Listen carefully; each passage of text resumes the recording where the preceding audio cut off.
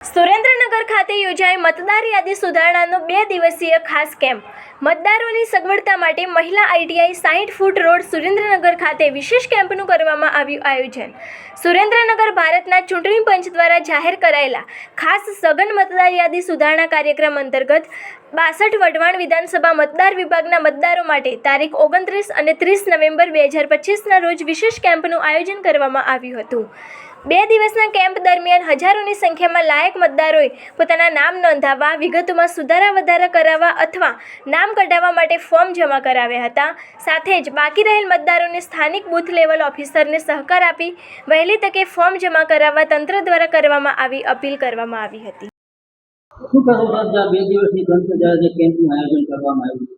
હું સુરેન્દ્રનગર શહેરી વિસ્તારના તમામ મતદારોને અપીલ સહ વિનંતી કરું છું કે હાલે જે મતદાર યાદીનો સુધારણા કાર્યક્રમ ચાલી રહ્યો છે એમાં બીએલઓ દ્વારા ઘરે ઘરે ફરીને ફોર્મ વિતરણની કામગીરી, ત્યારબાદ ફોર્મ ભરપાઈ કરી સંપૂર્ણ વિગતો ભરીને પરત મેળવવાની કામગીરી ચાલી રહી છે. એમાં લોકો સહકાર આપે.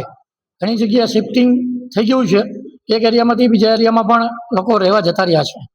તો આજુબાજુવાળા ઘણીવાર માહિતી આપતા નથી. આ એક રાષ્ટ્રીય કામગીરી છે, માટે સુરેન્દ્રનગરના તમામ રહીશોને ખાસ વિનંતી, રાષ્ટ્રીય કામગીરીમાં આપ સૌ સહભાગી થાવ અને છેલ્લી તારીખની રાહ નહીં જોવો. તમે બીએલઓને વહેલી તકે તમારા ફોર્મ ભરી વિગતો ભરીને પરત જમા કરાવો, કારણ કે તમારા ફોર્મ જમા થયા પછી એનું સ્કેનિંગ થાય છે. સ્કેનિંગ થયા પછી અપલોડ થાય અને અપલોડ થયા પછી એનું ચેકિંગ કરવામાં આવે છે. માટે જો તમે છેલ્લા દિવસે ફોર્મ દેવાનો આગ્રહ રાખશો તો બધી પ્રક્રિયામાં ખૂબ તકલીફ પડશે. માટે બધાને વિનંતી કે તમે વહેલાસર ફોર્મ જમા કરાવો. બીજું કે શનિ અને રવિ 2 દિવસ માટે ખાસ શહેરી વિસ્તાર માટે કેમ્પનું આયોજન કરવામાં આવ્યું છે કે જેમાં ફોર્મ સ્વીકારવામાં આવે છે, ડોક્યુમેન્ટ્સ પણ સ્વીકારવામાં આવે છે અને જરૂર પડતું તો માર્ગદર્શન આપવામાં આવે છે. અને 2 હેલ્પ ડેસ્ક પણ રાખ્યા છે કે જે એમનું 2002ની મતદાર યાદીમાં નામ હતું કે કેમ તે શોધી પણ આપવામાં આવે છે. અને આ કેમ્પનું સ્થળ છે મહિલા આઈટીઆઈ સુરેન્દ્રનગર. માટે તમામને ફરીવાર અપીલ સાથે વિનંતી કરું છું કે તમારા ફોર્મ જે લોકોના બાકી છે એ વહેલી તકે 2 દિવસમાં બીએલઓ પાસે સામેથી ફોન કરીને જમા કરાવી આપે, અથવા તો મામલતદાર કચેરી આવીને પણ જમા કરાવી દે તો અમે સ્વીકારી લઈશું.